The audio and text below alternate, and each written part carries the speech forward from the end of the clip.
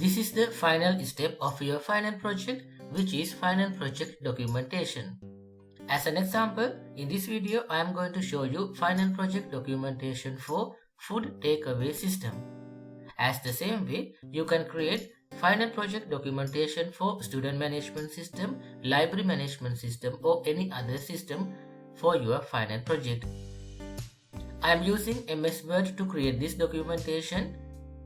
I already created the documentation and I am going to show you what are the pages that you should include in your documentation. For the first page, you have to create and design front page for your documentation, which should be colorful.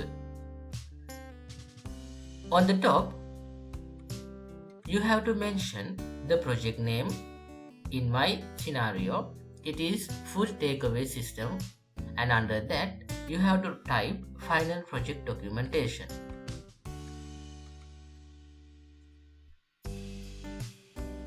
You can apply colorful background to the front page because finally we should print this as a document. In the second page, as a student, you have to mention all your student details. Full name, your registration number, batch number, NIC, address, contact number and email address. In the second section, you have to type project title. In my case, it is food takeaway system. Technologies used, C#.NET and SQL Server. Then your module lecturer name here and the course coordinator name here, your project started date here and the project submitted date here.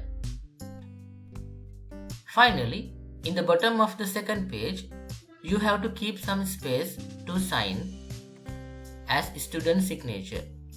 This is the signature that you have to put when you submit that to the office. After you submit it will be received by the module lecturer and he or she will sign here. Keep the space for him or her. In the third page, you should give a brief introduction about your project. In my case, it is food takeaway system. Therefore, I have written a small description about my project, which is introduction to my project.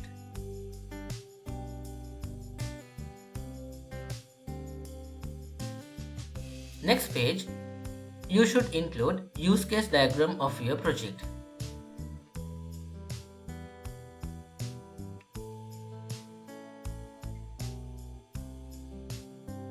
Next, ER diagram.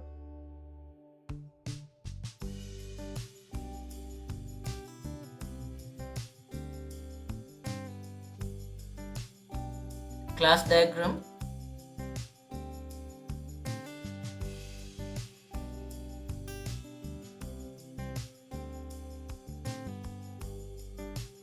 Next, you have to get screenshots of your project and put them in this documentation. First screenshot should be login form screenshot. You should mention login form in the top of the page and put the screenshot which gives us login success message. You have to type username, you have to type password and click on login button, and if it is written correctly, then it will give login success message. Including this success message, you have to take a screenshot and put that in this documentation as login form screenshot. Then in the next page, you have to mention login form codes. Directly you can copy and paste complete code from Visual Studio C#.NET. Do not change anything. If you want, you can change the spaces in between. Otherwise, not try to change any code here.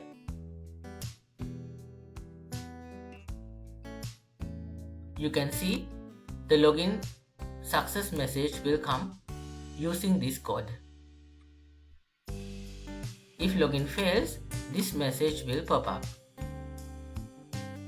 Likewise, Try not to change any code, just copy from Visual Studio C# and put the coding here. Do not take screenshots of your codings. You have to copy the text and paste here.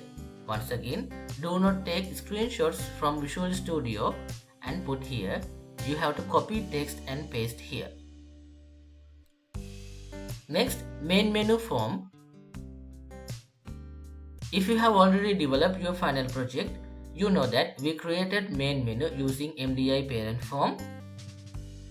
You have to take a screenshot of that form and put that here under the topic of main menu form. Right after that, main menu form codes. As we did earlier, you have to copy and paste text from Visual Studio C# and to this documentation. Do not take screenshots of codings. You have to copy text and paste here directly.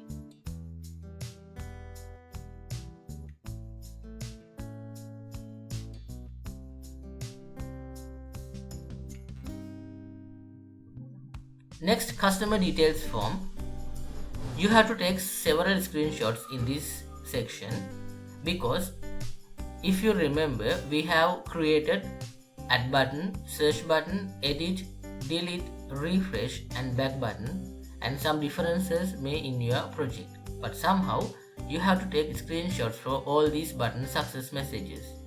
As an example, in this screenshot, I have taken successful message for the save button, which is add button.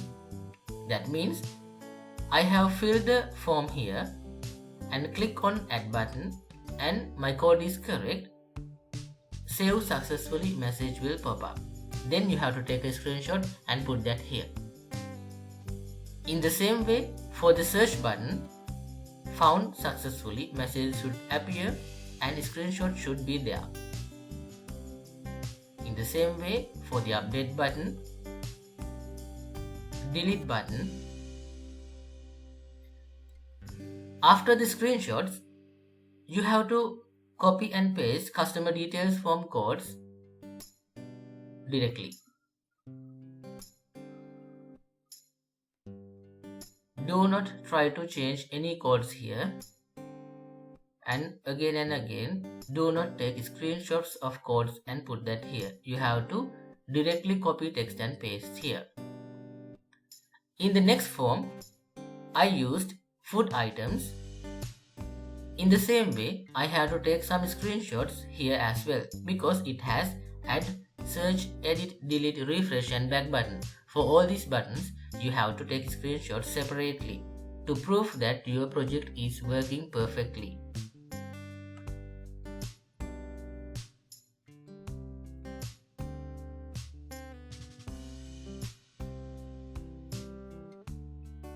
Right after that, all the codings inside that form should display here. You have to copy paste as you did in the earlier section.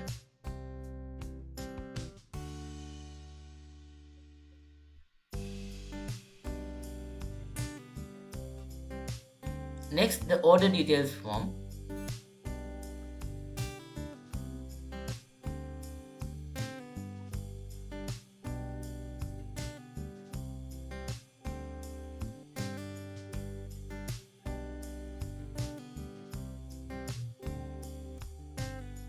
Payment details form.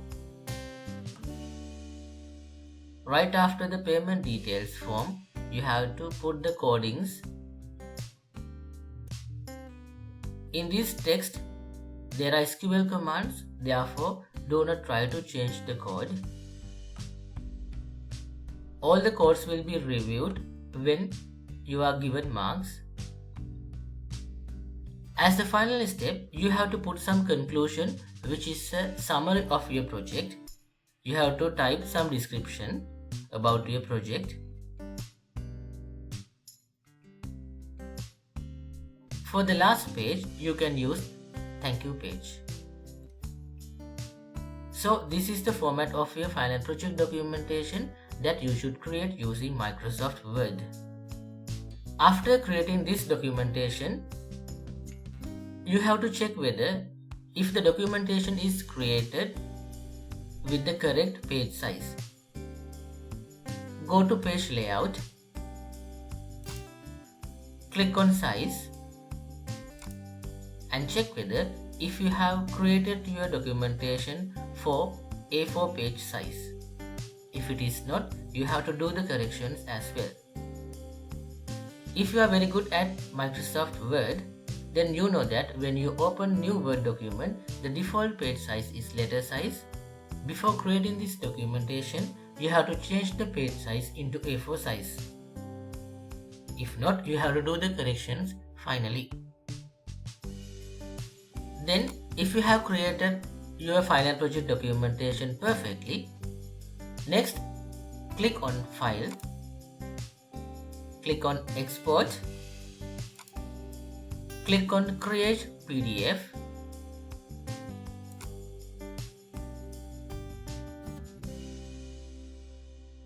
and you have to click on Publish.